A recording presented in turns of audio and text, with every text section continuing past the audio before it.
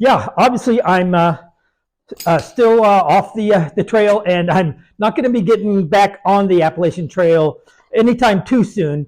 But I've gotten a lot of questions, and I've done my best to answer questions when people have made comments on my YouTube channel. But unfortunately, I haven't been able to go into a lot of detail. But there's been a lot of people, surprisingly, asking me questions about my time on the Appalachian Trail, and so I want to answer them in a little more detail than I was able to actually in the comments on my channel. So that's what I'm going to do with this video, is just sort of address some of the questions that came up from people that were following me when I was on the Appalachian Trail. And the number one question is, when am I getting back on the AT?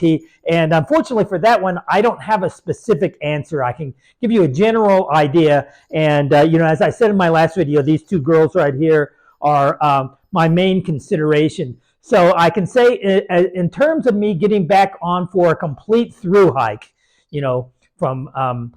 from Springer Mountain to Katahdin, attempting that again, that's not going to happen anytime too soon. Probably the soonest that would happen is going to be at least a year from now, and maybe a little bit more. It depends upon how things go with my girls here, and whether or not I can find someone that I feel good about leaving them with, because when I do shorter hikes, with 2 or 3 weeks gone, I don't mind dropping them off at the puppy lodge. But for something that's going to take me 3 or 4 months, I don't want them to be someplace like that. I want them to be right here in their home. So that's the big question now. Now, that doesn't mean I won't be getting back on the AT. I definitely am thinking about going back and doing some section hikes, especially of some of the the iconic points like McAfee Knob and things like that. I might go back and do some section hikes, and I was really anticipating hitting the Whites just to see, because that's supposed to be really the toughest part. I mean, the Smokies were no joke, but the consensus I get is that going through the Whites is really the toughest part. So I might think about coming back and just doing a section hike of that within, maybe sometime in this year. I do have plans, though, as I mentioned in my last video, for this year. So I definitely will not be getting back on the Appalachian Trail before June, because I have my intended hike of the Tour du Mont Blanc, the TMB, and I'll talk more about that later. But yeah, there were several questions that came up in the comments, and people contacting me through other forms of social media asking questions. And so some of them, I'm gonna take a few videos, make a few videos just to address those questions that people had, and probably one of the most common ones was, how many miles a day was I hiking, and what pace, how fast was I hiking, those kinds of questions. And another one was, what about injuries and staying healthy on the trail, things like that. Did I encounter any problems like blisters or bad falls or break any bones? I definitely saw people with broken bones on the trail, and some bad gashes and things like that, and other health issues, which I will talk about. And in fact, I think those are the two things that I'm going to talk about maybe today. If I have time, I'll start with comments about mileage, and then talk about staying healthy on the trail. But other questions were, people wanted to know about the shelters. What was it like in the shelters? And then also related to that, in hostels and things like that, versus staying in my tent, or if I was in a town, a hotel, that sort of thing. People were asking questions about what kind of shoes was I wearing. Another really popular question was cost. How much does everything cost on the trail? So I'm going to do a video probably about that, and also questions about food. And a lot of these things are sort of overlapping. Food, well, that depends upon how much money you're willing to spend. And Oh, and then another common question is that, especially the non-hikers, I think, in fact, even before I got on the trail, people were asking me questions about, what about bears and snakes and stuff like that. So I'll talk about those kinds of concerns. I'll do a video on that. And then also just sort of the different people on the trail and the trail culture and leave no trace and stuff like that. People were asking specific questions about that. And then also after my last video, I had people wondering about my studio here, because I did my last video from my studio, and they were wanting to know just more personal questions about me and well, are you an artist? And well, I think that's a pretty obvious here that I am indeed an artist. And so it also related to that. People were asking me questions about my career and am I retired and those sorts of things. So those were just some of the questions that people were asking me. So let's go ahead and just in this video, I think maybe I'll try to talk a little bit about the first two, and that was how many miles was I doing a day, and that brings up the common phrase hike your own hike, and that's the bottom line. I don't think there is any right answer as far as how many miles a day you should hike, and the fact of the matter is it will vary depending upon the terrain that you're hiking on. If I've got some serious ascents and I'm doing some big boulder hopping and things like that, or if the weather gets nasty and all kinds of variables like that, I think maybe I can tell you right now, my shortest hike was just 4 miles, and that was right after that. I was still in the Smokies, and I was leaving from Clingman's Dome, and there was a lot of boulder hopping, and the trail was just covered with ice, and I didn't bring any micro spikes, and it was really treacherous, and I took off. And as soon as I started hiking, I made up my mind that the first place that I can stop, I'm going to stop, because it was just too dangerous. And it took me 4 miles to come to a place where I could indeed stop. So that was my shortest, just 4 miles. And I did eventually get up to where I was hiking about 20 miles, on a really big day. And that was just as I was entering Virginia, which is when you can really first start, for most people, when you can really first start getting in the miles. The trail got a little more kind, a little less challenging. And, by then I definitely had my trail legs, and I was looking forward to getting in some 20+ mile days at that point on a more regular basis, because I was a little bit behind what I had set for my schedule for when I wanted to complete, assuming that I made it all the way to Mount Katahdin. And so I was definitely wanting to sort of start making up some time, and I was anticipating that. Unfortunately, I got the message from home, which brought me home. But really, it's a good thing. I can't imagine what my young pups would have been like had I been gone for much longer. So yeah, that was a bad decision I made. I'm glad that I rescued these guys, and they were in a tough situation right before I left, and so I made a call to try to rescue them. And yeah, I just didn't really have time to make really good arrangements for them. So it's all in all, I'm kind of glad that I got called off the trail. So, but anyway, back to answering that question. Miles per day. Yeah, hike your own hike, and anywhere between 4 and 20 miles is what I was hiking. Now, there's people that do a lot more, and people that probably do a bit less as well. So hike your own hike, whatever works for you, and that's really the answer for that. And yeah, when I first started off, on my way to Neal Gap, I was taking it easy, because I knew I was trying to still get my trail legs, and I didn't do any big miles. I think maybe the longest day might have been maybe 12 miles or something like that, until I got to Neal's Gap, and then I started picking up the miles a little bit more after that, I think. So, and then now injuries. Did I suffer any injuries, and what was any other health concerns, and just sort of health in general? Probably on the trail, I think the biggest health threat, is not necessarily an injury, but the norovirus. Avoiding that, and that's one reasons why I avoided shelters and things like that, and I paid.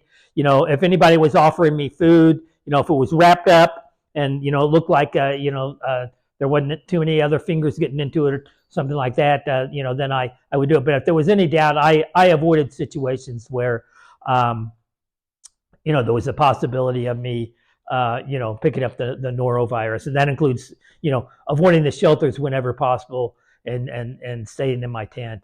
And then even when you're in a hostel or someplace like that, you still got to be aware of those things. So the norovirus, I think, as far as health issues, was the number one thing. Now injuries, I did suffer some injuries, and I'll talk about those. I witnessed a lot more though, and even I was worried about my age and taking a hard fall and losing my balance and that sort of thing. And I did take some hard falls along the way.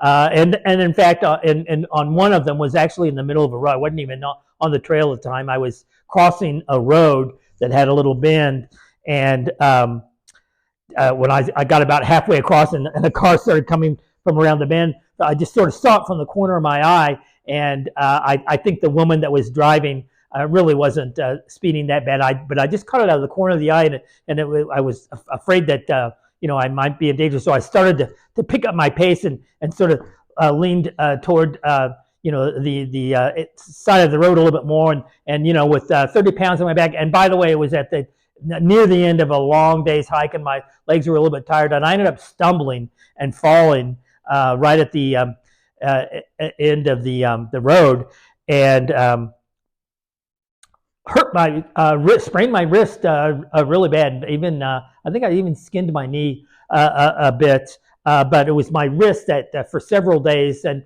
really even after I got off the, it was I think my wrist was still even bothering me. I think when I had to get off the trail and got back here, but yeah, it eventually healed, and then I did get a case of poison ivy. On the trail, and those were my two big personal health issues. But I did see there was and even some young, as I said, I mentioned that I was concerned just because of my age that I was going to get hurt taking a bad fall or something. But even some young people took some falls. There was one fella, I didn't actually see this one, but he broke his collarbone, and he actually, I think, after taking a couple of days off, got back on the trail. Something too is what I heard.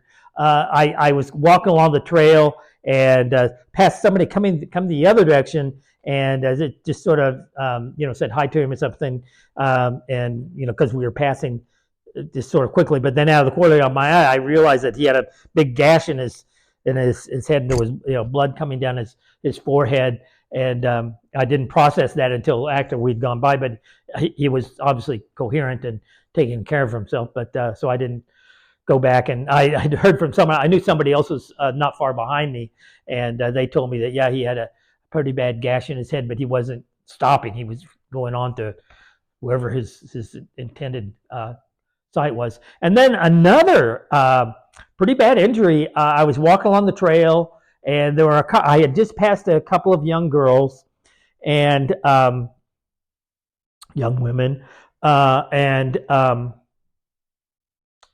was coming along, and there was it was on the steep side of a hill, and so the trail was very narrow, and then it was a pretty much a cliff on the side, and then a sharp drop down that side, and then there was a tree coming up just on the cliff side of the trail, and then as I got closer, it looked like somebody was lying down there. And as I got up there, yeah, indeed there was a woman, middle-aged woman, and she was down, and she said that she had fallen, and she was having trouble getting up, and she said she hurt her arm hurt really bad, and she hurt, and she couldn't get up.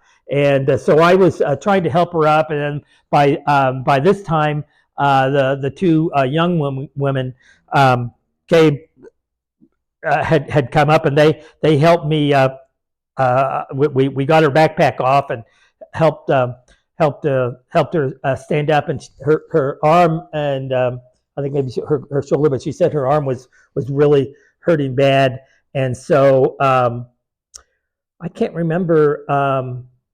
I think she got her backpack back on and started walking back. Fortunately, we were really close to the campsite where we were going to be spending the night. I think it was probably less than a quarter of a mile. And so she was back there and then spent the night there. But there was she was with other people too. They were just doing they were just section hikers. And she was with some other people. Unfortunately, they had a car fairly nearby. And the next morning, they just had somebody get the car and bring it down to that a road that we had crossed just right before we got to the campsite, and picked her up to take her in. And I heard later that she had indeed broken her arm. So yeah, you got to be careful out there. So injuries can and do happen. So I've got a slew of other questions that people have been have asked me, and I'm going to do a few more videos addressing some of those other questions, about cost and the trail culture, and what kind of shoes I was wearing, what were the shelters like, and all of that stuff. And I'll even answer some of those more personal questions that people were asking about. And in fact, I have as far as the people that are asking questions about my studio and am I an artist, actually I have just started another channel that is my studio channel, where I'm talking about what I'm doing in my studio and art in general and those sorts of things. And I'll go ahead and put a link for that, if not in my video itself, maybe down in my descriptions, so you can check that out for those of you that are interested in art. There's more to me than just trails. I'll put a link to that, I guess, in my descriptions. So yeah, for now, I think that's enough. And yeah, things are actually looking pretty good for me. And what I'm going to do, I'll answer these questions, and then I'm also in the process of going through and editing, trying to get all those audio glitches and address those copyright issues and everything from the videos that I made when I hiked the Camino de Santiago in 2023. So once I get all these questions about the AT answered, I'm going to start republishing those videos. And I pretty much did a video of the Camino every single day. So if I can keep up with the editing and get those out, I'll try to, publish those on a daily basis, just like I was intending to do originally. The Camino, actually, I did, as I mentioned in my last video, I'm not a techie. And so all this videography and editing and stuff like that, I'm sort of learning this as I go. And the Camino, I actually did that before the AT. So my problems with the videos from the Camino were even worse than the ones on the AT. So those videos, especially the audio, because I was up in the mountains, the Pyrenees mountains, and the wind was blowing really bad. So I had some bad audio issues and things like that. And I'm getting them cleaned up as best I can. But even when the audio is bad, oh my gosh, the Camino, the views and things that I had on that, you'll like that. And now, and so I hope to get all of this done and these videos published and up before I leave for the Tour du Mont Blanc. And and I definitely will be documenting my hike of the TMB. And oh my gosh, I can't wait for you to see my videos of the Alps from the research I've been doing and videos and photographs I've seen. It's going to be absolutely gorgeous. So, and then also I'm going to be doing, hopefully before then, if I have time. If not, after then, I'm going to be doing some videos that compares the Appalachian Trail with other hikes that I've done, compared them with the Camino and the Tour du Mont Blanc, and hiking the Inca Trail, and some hikes I did in Patagonia and Tanzania, the Mount Kilimanjaro, and other hikes I've done all around the world, comparing that to the Appalachian Trail, and maybe even talking about some other trails in the United States, people that I've talked to. I haven't hiked the PCT, but lots of other people that I know have, and so I might even talk a little bit about comparing the PCT with the AT. But for now, that's about it. So happy trails.